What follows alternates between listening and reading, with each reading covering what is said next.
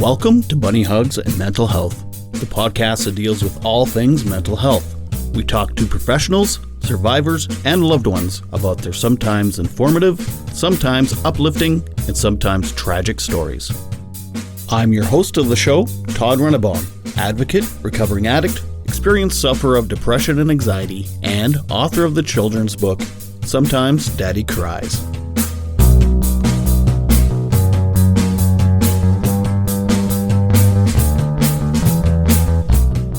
Hello, all you bunny huggers out there. I am Todd Rennebaum, and you're listening to Bunny Hugs and Mental Health on the Saskatchewan Podcast Network. You can go to saskpodcastnetwork.com and find all types of great Saskatchewan-made podcasts. Thank you so much for listening. Thank you for everyone that's been listening for a long time. Thank you if this is your first time listening.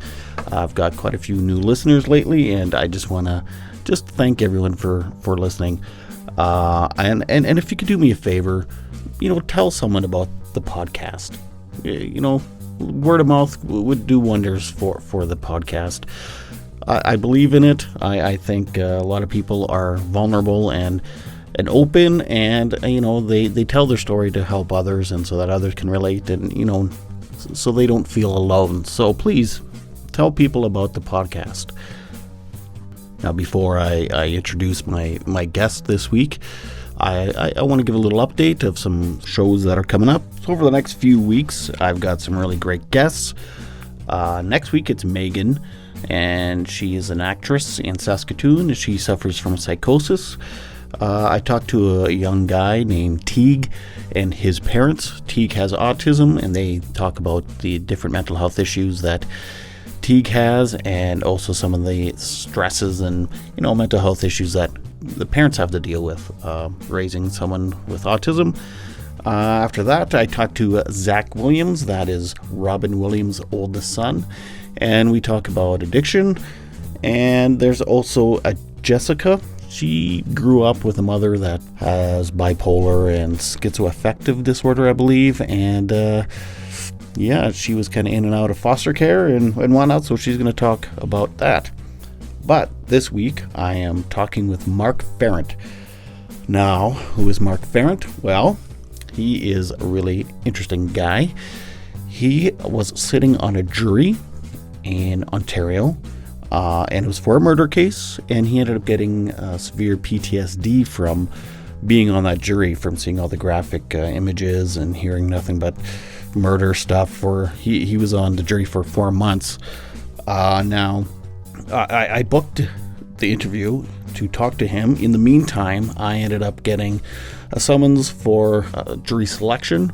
I talked to Mark about it, but between recording that and now playing that interview, I actually got selected for jury duty, and I sat on a jury, and I could see how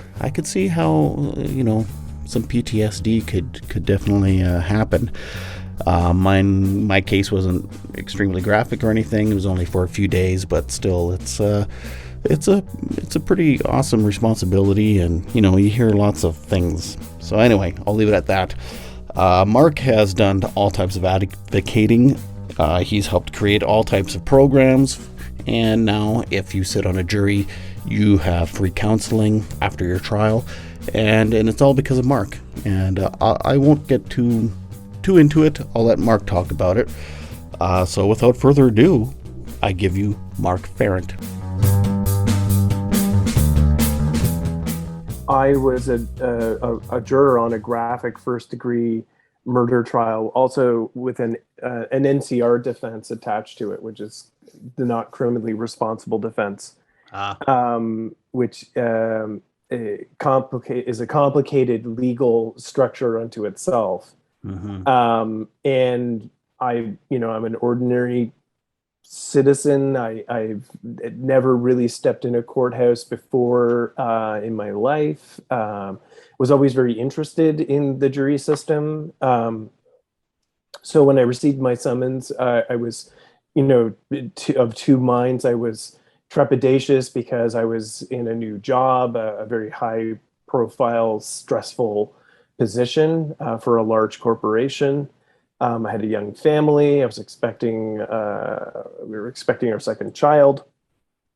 And and then the other side with me was interested in this. But I was sort of leaning towards, hoping I would be excused. And of course I wasn't. I was selected. And, a lot of people, I think, the reality of the justice system and the trial itself can hit you pretty quickly. So within the first week, it's not like, all kidding aside, but the gravity of the trial hit all of us, I think, on the jury pretty quickly, because witnesses were crying on the stand almost immediately.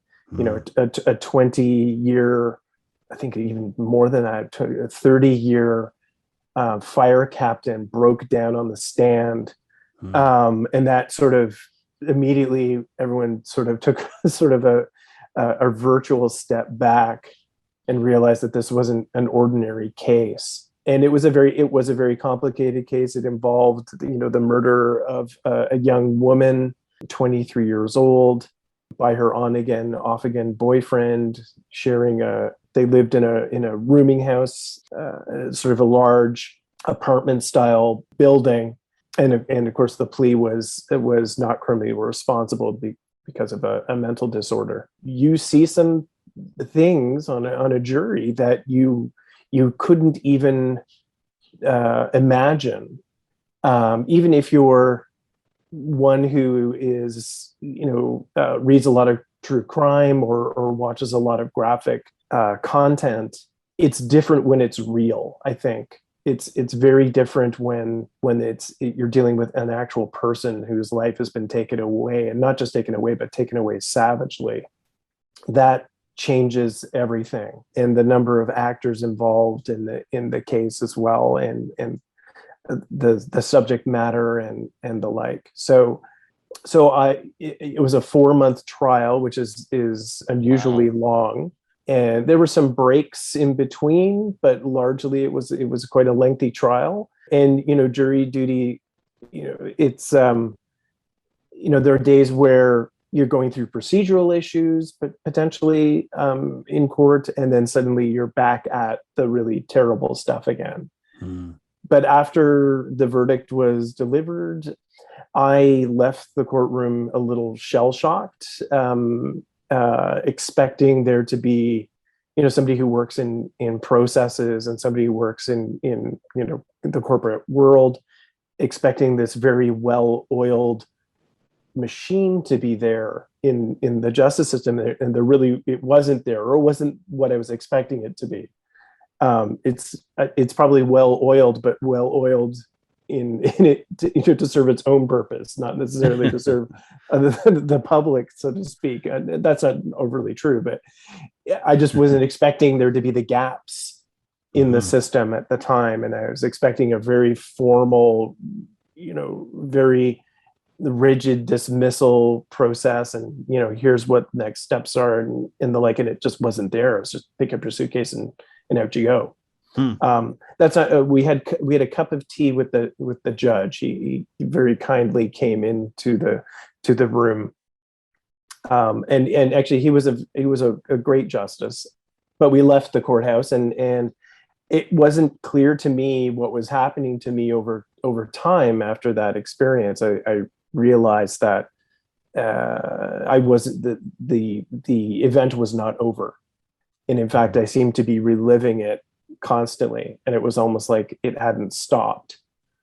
And so I immediately, I was working all the way through the trial. It wasn't like I had a break. I was actually going back to the office every single day after the case was over, and working through the night, and working with my staff during the day, the people on my team, direct reports and the like, my boss, my boss's boss, everybody. And then, so I immediately just went back to work, and it just wasn't the same. And it wasn't, I started to, I was just, closing a lot of doors, literally, shutting people out, hoping this would go away, not even really being able to define what it was, and it just getting worse and worse and worse, and until finally families said, you need to do something about this, and realizing that they were right, something was wrong, and that's when I realized, and in Ontario at the time, that there were no counseling supports for jurors through the court system if they hadn't been issued by the judge in the case that you sat on. So the first place I called, and my wife called, was the courthouse, thinking they would have resources. Right. And no one called back. There were a number of calls going in, and finally someone said, yeah, there really just isn't anything there, because we just don't have anything. And that's when, through investigation, this policy reared its head. And that's when you're sort of at the mercy then of the public system, so to speak. Yeah. And I think everybody would know that accessing mental health care and support at the best of times is really difficult. Mm-hmm. There's emergency scenarios, mm-hmm. obviously, where you enter the system quite rapidly. But if you're not in an emergency, so to speak, mm-hmm. you may be, but you're not exhibiting self-harm. You're not harmful to somebody else. So accessing it at that point can be really difficult. It could be months and even a year until you actually are sitting down with somebody. Right. The other difficult piece was that I was a juror. And so the issues that I was dealing with were akin to the experience that I had. And the jury secrecy rule suddenly reveals itself, and doors started to close. Literally, my family doctor had a list of psychologists and psychiatrists that we could call, and going down that list, many of them just said, "Whoa, you're a juror. We can't have this conversation. It's illegal for us to talk." And that was very revealing, and very at that point I was getting quite angry, because I just thought, this is my civic duty. I've gone through this experience. Yeah. And you're telling me that there's nothing for me on the other side, having gone through this? Yeah. Were you surprised there was no supports through the judicial system? I was very shocked. I was shocked. And I started to do some, my background is in research and business insights. So I started to do some research, and just, were there other provinces that had exceptions to this? What was it like in other countries? And I started, it was horrifying to sort of reveal that it was bad everywhere. Australia actually seemed to have solved this, and was in one particular state was providing counseling services to jurors, but really it didn't seem like anyone was doing this properly. But certainly in Canada at the time, there weren't any immediate supports available. And then while I was researching some of this, a pilot program sort of popped up in Alberta, miraculously. But yeah, I was very shocked. So when you said you could get some if it was signed off by the judge, was that like no longer an option for you once you were off the jury? Or so if the judge is, so the trial had concluded, the verdict had been delivered, and that was the end of my jury service. So the judge would have had to have issued counseling in the courtroom and made it available to the jury. That was the policy. Gotcha. At the time. And that policy actually went all the way back to the Paul Bernardo trial. And so, and many of your listeners would probably be familiar with that case in Canada. Certainly. So the Justice Patrick Lesage, who was the presiding judge in that trial, and then later became the Chief Justice of in Ontario, there was nothing in place at that time, and it was obvious that the jury were experiencing trauma because of the subject matter, because of the experience. I think the entire nation was traumatized by that experience, and so it was even more devastating for the jury. And the justice himself was feeling it, and he's been quite vocal about his own experiences with mental health, and as a result of that case. So he arranged counseling for the jury, and my understanding is almost all of them used it. And then that policy became a policy, but it was a judicial order. So the problem with that, which we've talked about broadly since then, is that the jury are silent. And so if the jury aren't exhibiting acute symptoms, i.e., crying, in real physical distress in the courtroom, it's not obvious that they're going to be that they're experiencing trauma, and that that could lead to significant ill mental health, because the jury are silent and passive. They're not communicating. They're not allowed to speak unless in certain circumstances. So how can a justice know that they need to sort of trigger that policy? Right? It's very difficult, and justices and Crown and the other actors in the courtroom become sort of desensitized to the evidence over their career. That's probably a good thing in some ways.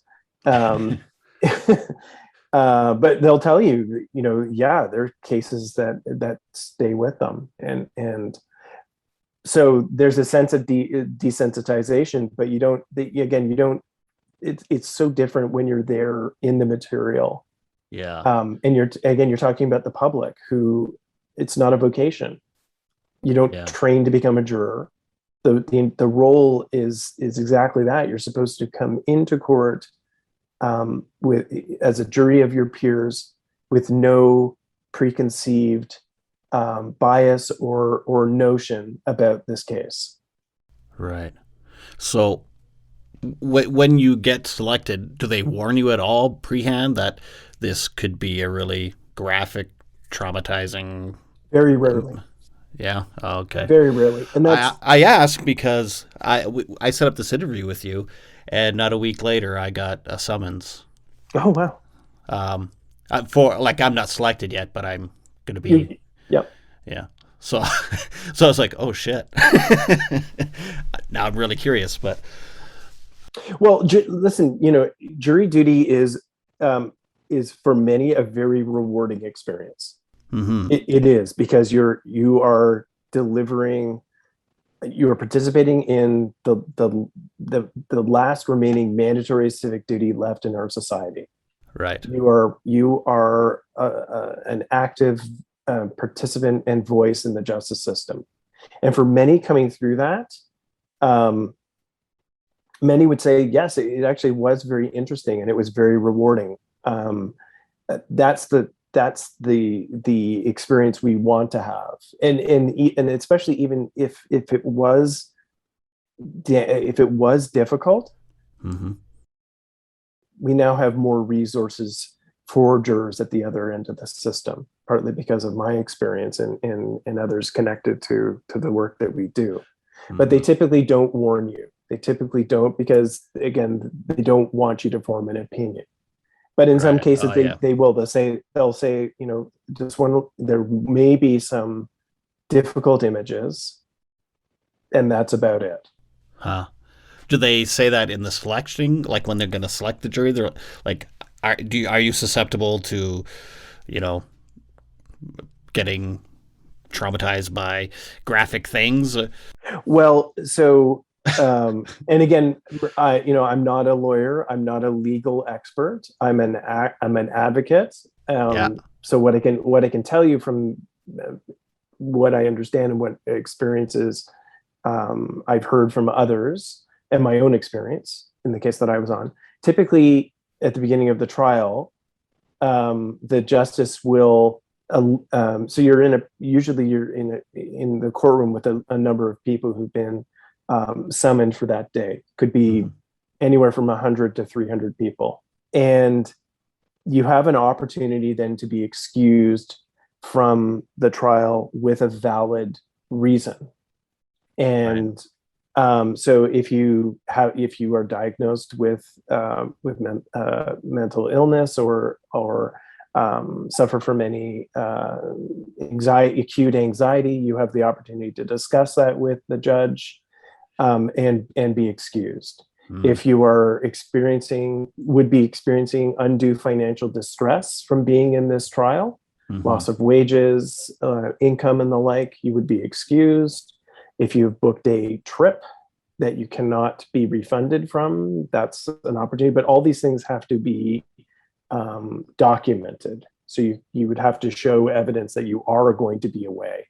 The trip has been booked, and you would experience financial distress from canceling that trip. Right.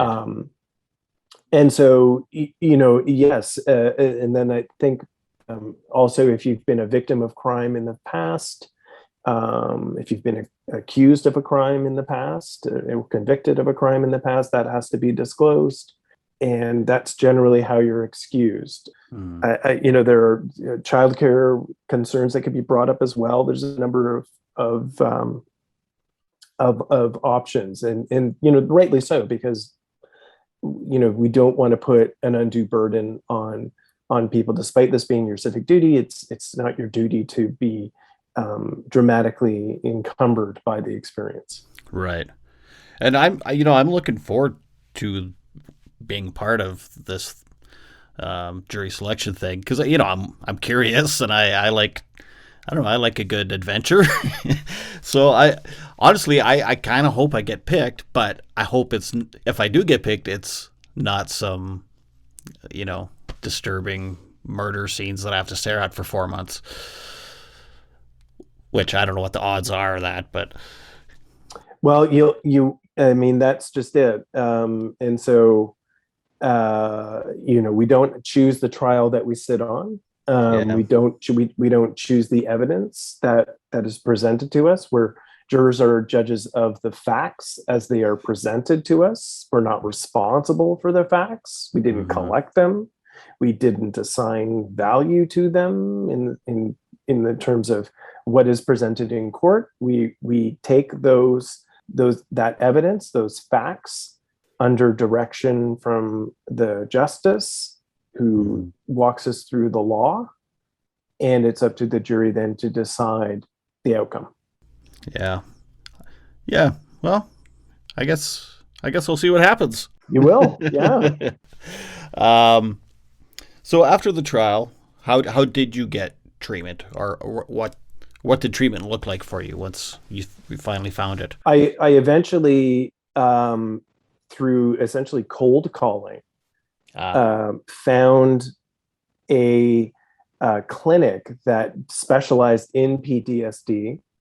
I think we were all convinced that's what I had. So this was a clinic that actually worked with military veterans, first responders primarily. And so I was comfortable being there. I think initially bumped around a little bit, but I settled with the right clinician, and engaged in cognitive behavioral therapy. Gotcha. There were sort of two streams going on at the time, because I was working through CBT, but I was also on the other side very angry and motivated to do something about the system that had shut the door or not even shut the door. There just wasn't anything there for me. Yeah. And that's when I started to investigate as best as I could to evidence of this happening to other jurors, and heaps of evidence in the US of this happening, because our systems, although we're common law cousins, we're very different, because in the US, as a juror in most states, I can stand on the steps of the courthouse and tell you exactly what I was feeling and how we reached a decision in that case, and get a book deal. or appear on the Today Show, or whatever it is. Jurors, the system there is open. It's open democracy, and it's open. The justice system is much more transparent. Here it's not, and actually in most sort of Commonwealth countries that from the British roots in British Commonwealth law, we're very similar. So the jury are silent, they are anonymous, the media are not allowed to identify them or approach them, and you remain anonymous throughout the experience. And so the number of cases of jurors actually coming forward, and really by that meaning coming forward to the media, were a handful. And so I started to go through those. Some of them were deceased and no longer with us, and very difficult to find. But I managed to contact a few of them and talked about my experience, which was exactly similar to theirs.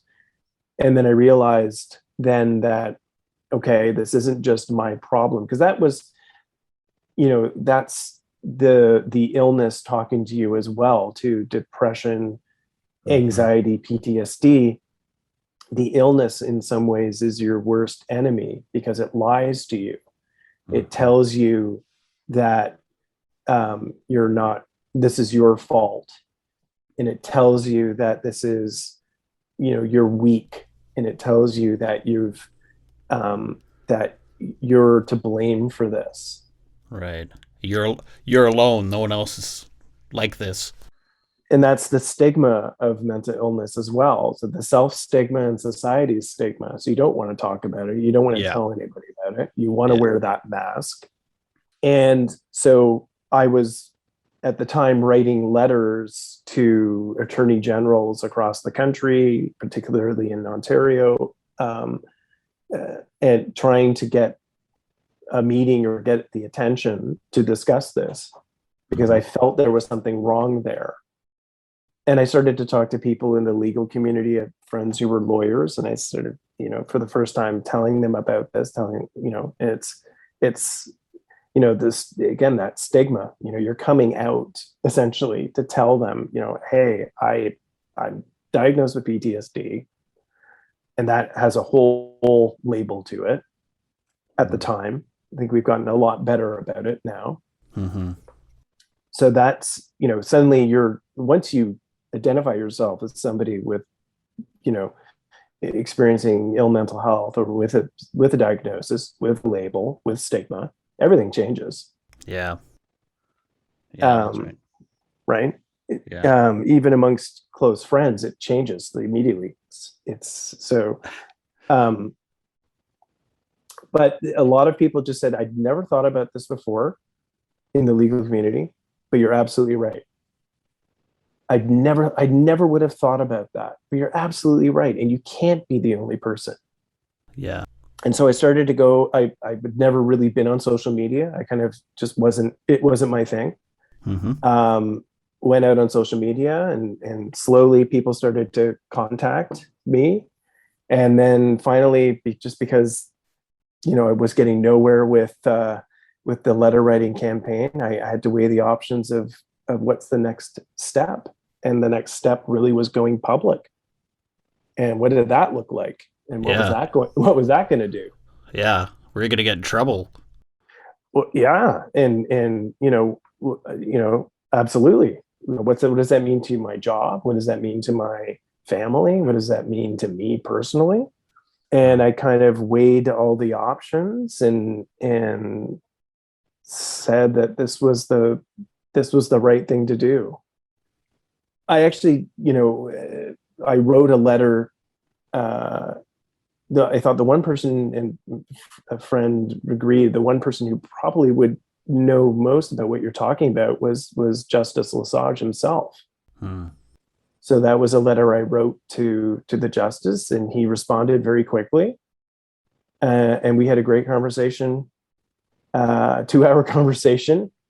And he gave me basically the energy to move forward with this project.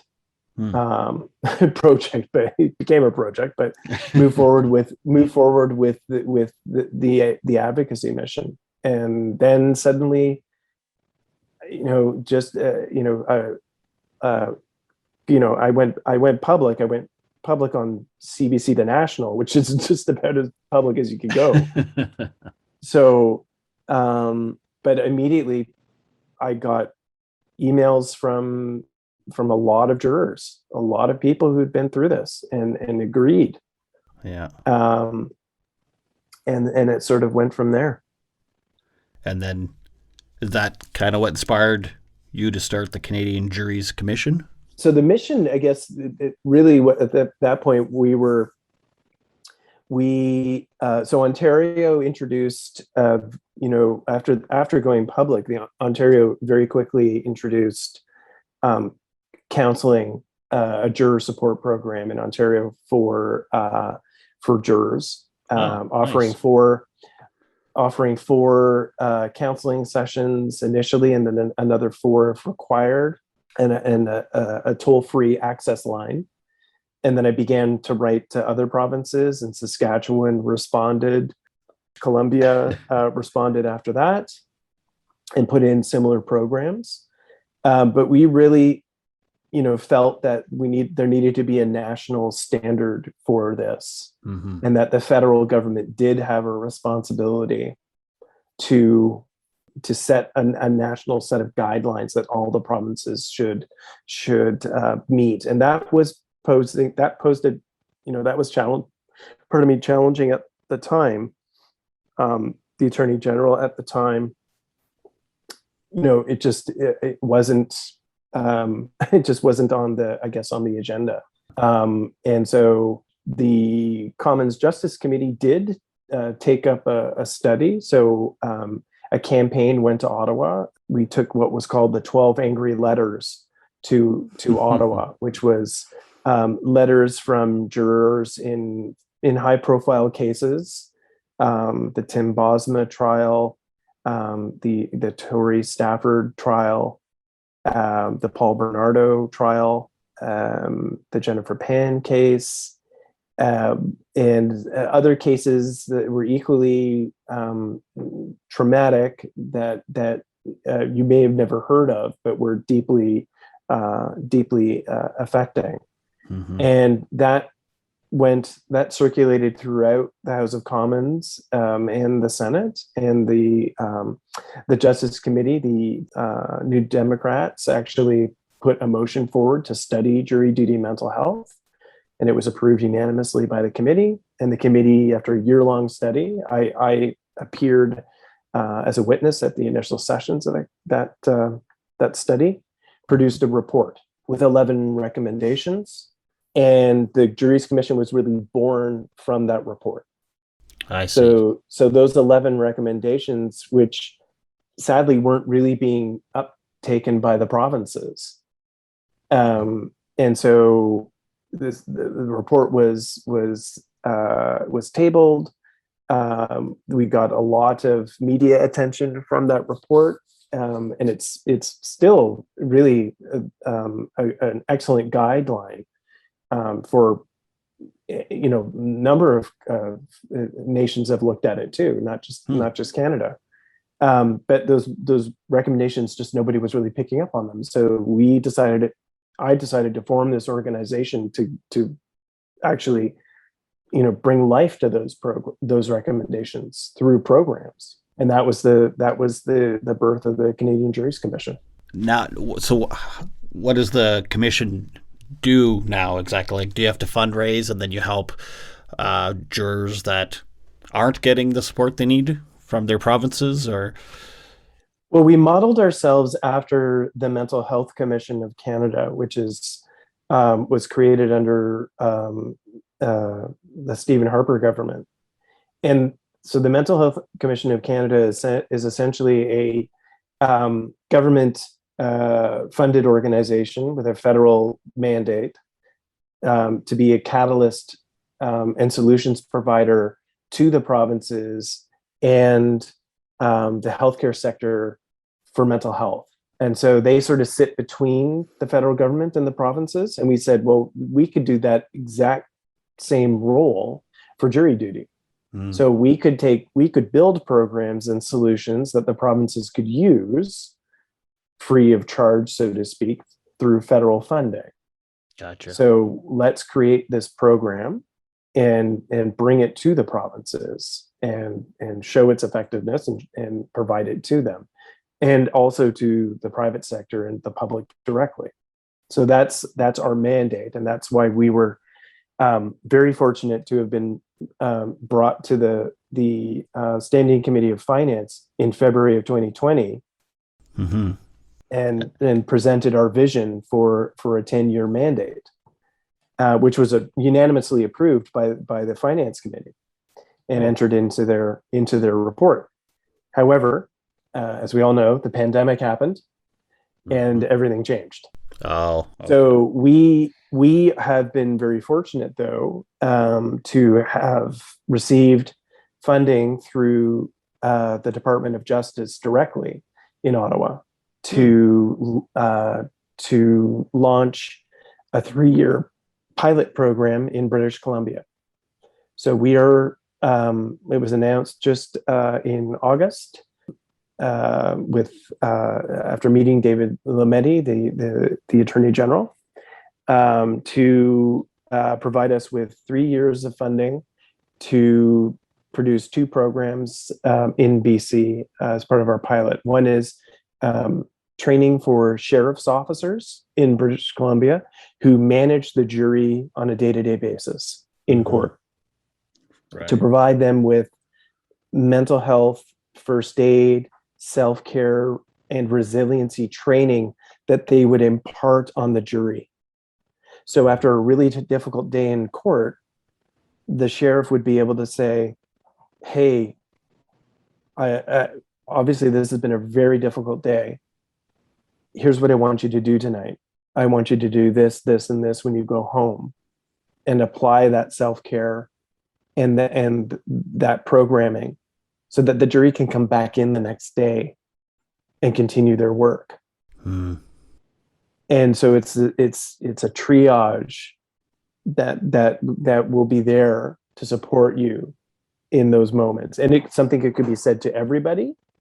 It could be said to an individual who's showing distress. And then obviously at the end of a trial, a more formal debrief, so that when you leave, you've got a little bit more there to help you. And if you need more, then the system is there to help you as well through BC's jury support program and the other program that we're producing, which is a peer support network. And so that's a network of former jurors who will have received peer support training through the Canadian Mental Health Association and Peer Support Canada. And one of our other providers will go through that training to become trained supporters to be able to help other jurors at any point in their life when they need it. Because many people have said, I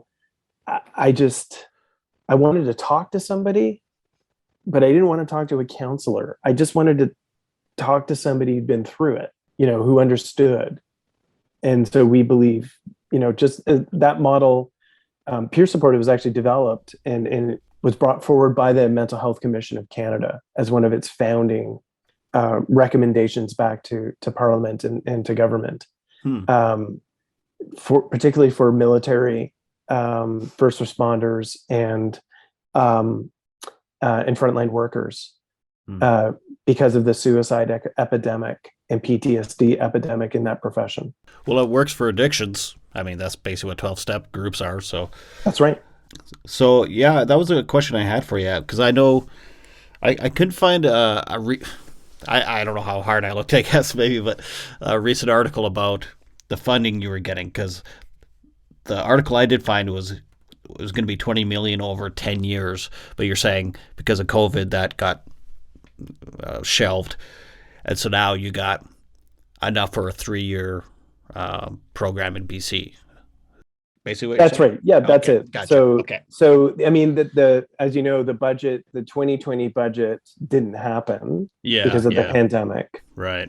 and so we, as an organization, I mean, we many, we reappeared at the Standing Committee on Finance, the Emergency Standing Committee on Finance, Mm. during COVID, really to talk about the fact that jury duty is probably more under threat now than ever Yeah. because of the pandemic, because individuals are going to be more resistant to responding to a summons for very real reasons because of concerns about their employment, Mm-hmm. maintaining the job they have if they have one.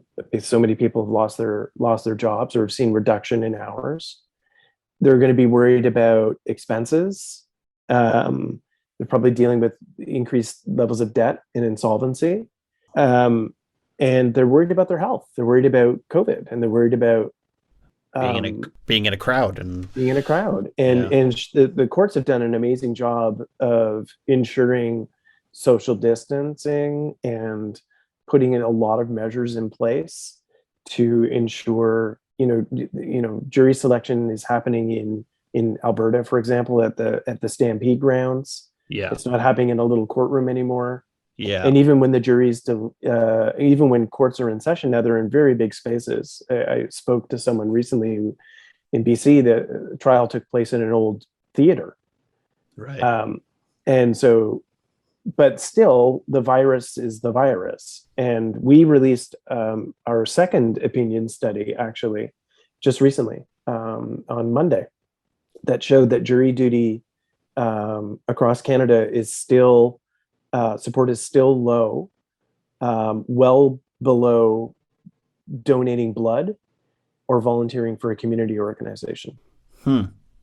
So that's Interesting. concerning. Yeah. And the driving factors were ensuring that salaries and wages are maintained.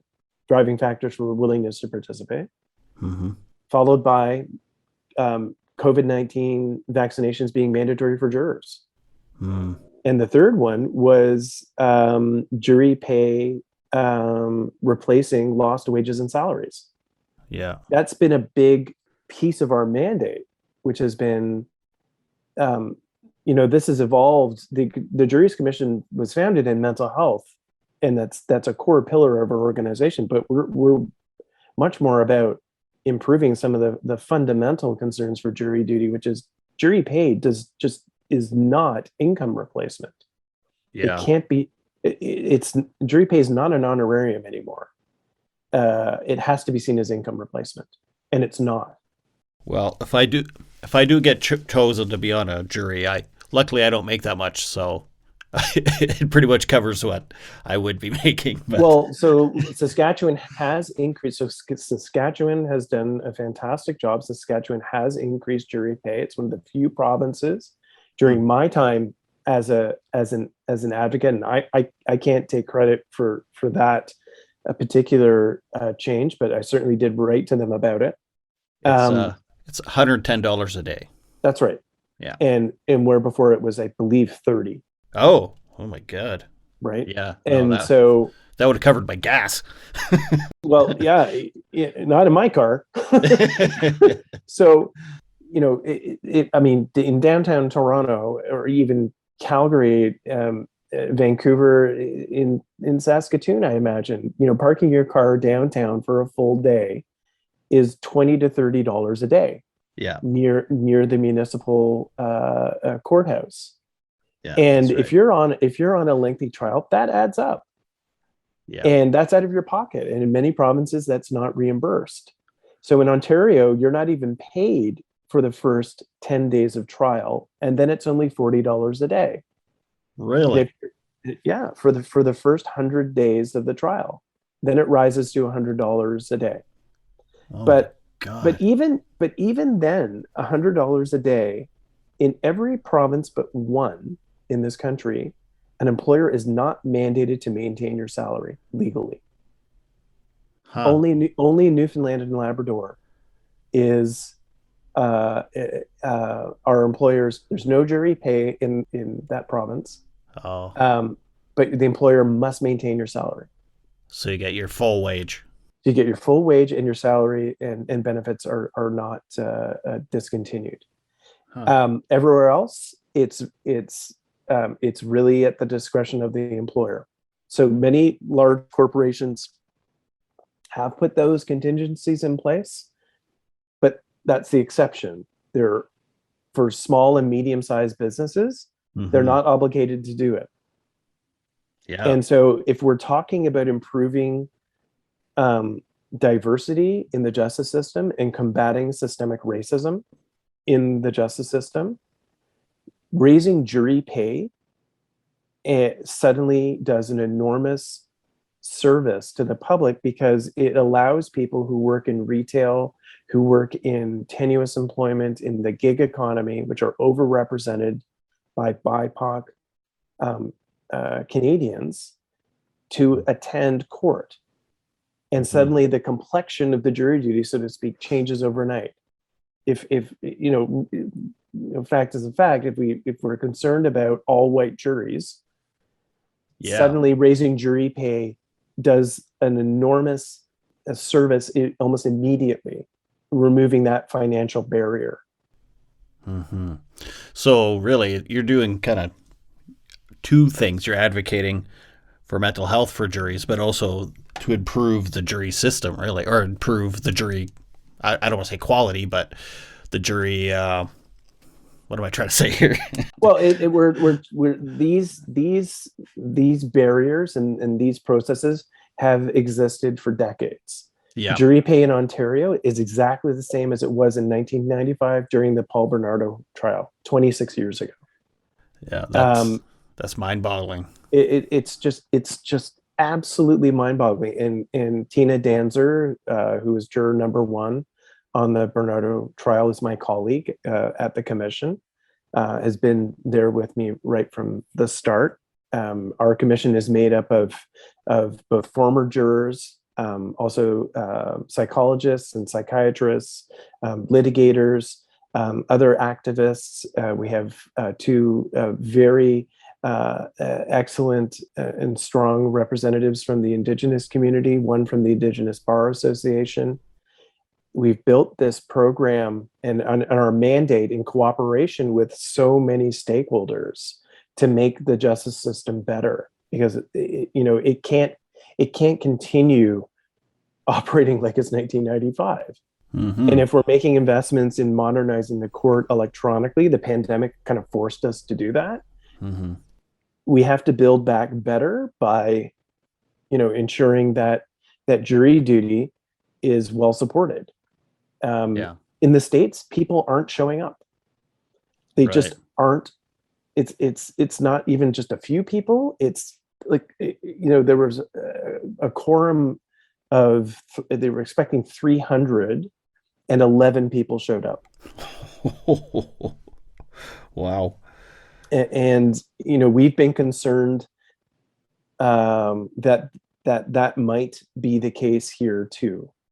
So we brought that concern to the Standing Committee on Finance during COVID-19 and said,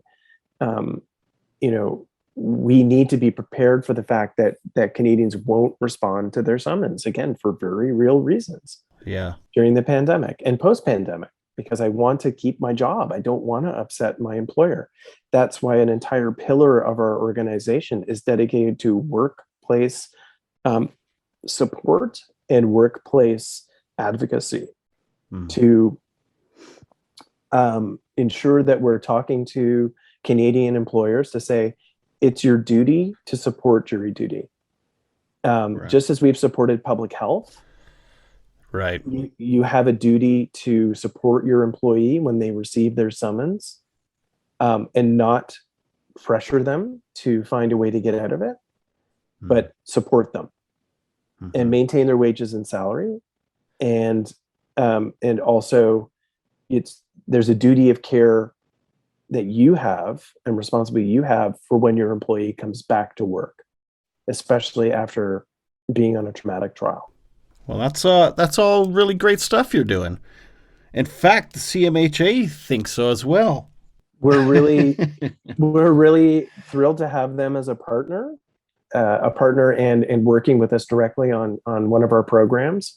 The Center for Addiction and Mental Health are enormous supporters of our work, and they helped me enormously personally.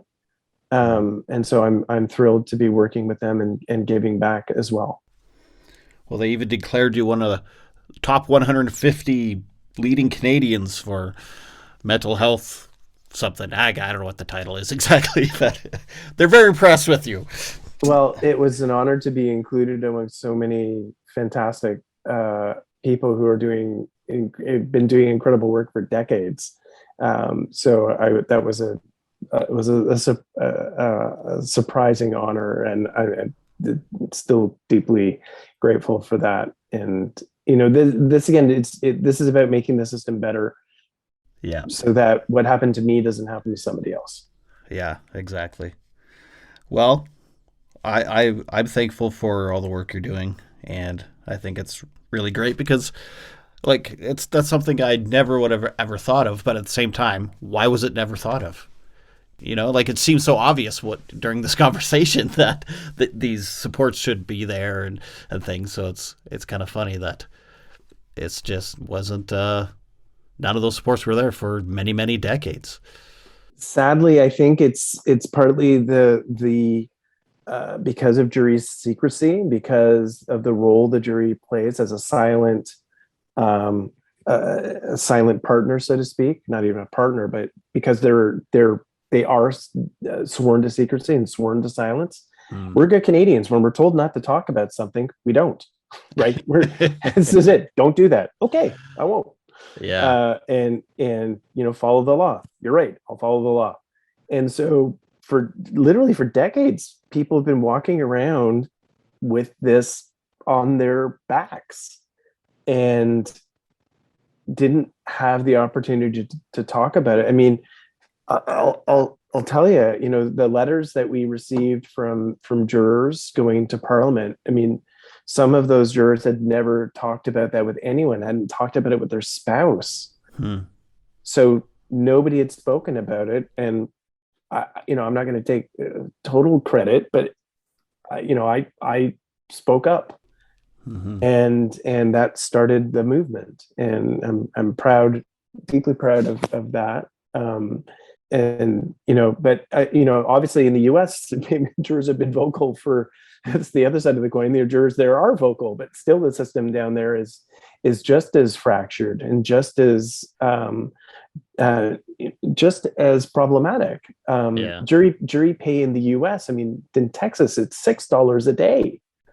It's mind-boggling. But I think there, the ideological battle, it being a duty, in the American vein, in the sense of the word, is now being questioned because of COVID. Because people, how can you expect to pay $6 a day and have people willing to drop their jobs because their jobs aren't protected and come in? Yeah. And so I think this is, jurisdictions across the world are now grappling with this. Ireland, they don't pay. There's no jury pay at all. There's no employee protection either. And in Ireland, again, jurors just aren't coming to court. They're just not showing up. I'm all about doing my civic duty, but in some way, in a lot of ways, I don't blame them. Like it's not 1950, right? It's not Ozzie and Harriet. It's not 1950. It's a different world where the cost of living is so much more expensive. We have bills, we have responsibilities. And jury pay then reflected a simpler time, and the honorarium was such that it probably did provide a level of support, but it's not doing that role now. It's not covering your cost of parking. Yeah. Like, it's not a parking voucher. I'm sorry, it's not. Yeah. Well, you've answered all the questions I had on my paper. Is there anything you wanted to add that maybe I didn't ask about? No. Well, I'm looking forward to hearing about your experience after the fact. And it's jury duty is again, it's a rewarding experience. The majority come through it and do experience a sense of fulfillment. And so I'm looking forward to you hearing what that was like for you, and hopefully it was positive. And again, anyone listening to this who has a summons in their hands, go into court. It is your duty. It's important. It's important that we do this as part of our society. It's an important piece of our democracy. If I was charged of a serious crime, I would want to be judged by a panel of my peers, and a panel of my peers who are there unencumbered and are there focusing on the case. Thank you so much, Mark. That was a really great conversation. I learned a lot, and I was somewhat prepared going into jury duty because of our conversation. And that's something that seems obvious now. Why wasn't there counseling for jurors? They see and hear all types of graphic stuff. Like, what took so long? Anyway, thanks again, Mark. And now, next episode, I am speaking to Megan Zong. She's a Saskatoon actress and also a playwright. And in September, she had a sold-out run of a show that she wrote called Unmasked. And it was all about her adventures with psychosis. Thank you again for listening. And don't forget to share. Spread the word about the podcast on Instagram, on Facebook, on the Twitter, whatever you got. All right. See you next episode. Thank you for listening, and please subscribe, rate, and review however you are listening to this podcast. It only takes a moment, and it really helps the show out with getting noticed. This episode has been sponsored by Penny University Bookstore, 3104 13th Avenue. Call 639-571-2186 and check out their online bookstore at pennyu.ca. The Saskatchewan Podcast Network is supported by Connexus. Wellness, however you define it, is achievable. You don't even need to figure it all out by yourself. Talk to Connexus. They'll give you guidance, motivation, and the push you need to reach your goals. They've got you. They're your financial partner, and they know you can achieve your very best, your financial best. Prove them right. Start right at Connexus Credit Union. The Saskatchewan Podcast Network is also sponsored by Direct West. Are you a business owner looking for new avenues to promote your business? Direct West digital billboards are a great opportunity to highlight a new product, new promotion, or anything else you'd like your customers to know about. You can get local, expert marketing help for your business at directwest.com. If you are having a mental health crisis, please call the Canadian Crisis number at 1-833-456-4566. In Saskatchewan, the mobile crisis team in Prince Albert is 306-764-1011. In Regina, it's 306-525-5333, and in Saskatoon, it's 306-933-6200. Don't forget to check out my children's book, Sometimes Daddy Cries. Sometimes Daddy Cries is told through the eyes of a boy whose father suffers from depression. He sees his dad get sad, rest, and even go to the hospital, all while comparing his father's depression to a physical ailment. Available on Amazon.ca. I'll see you next time. This is Todd Redebaum saying, make your beds and take your meds. Bye.